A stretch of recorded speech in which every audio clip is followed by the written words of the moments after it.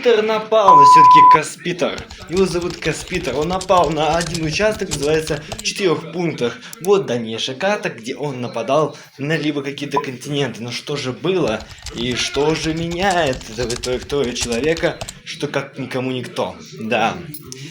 Были такие люди, и что бы не были, может сложная штука, отдельно нападать не будут они нападать. Отдельные люди, конечно, континенты класса П.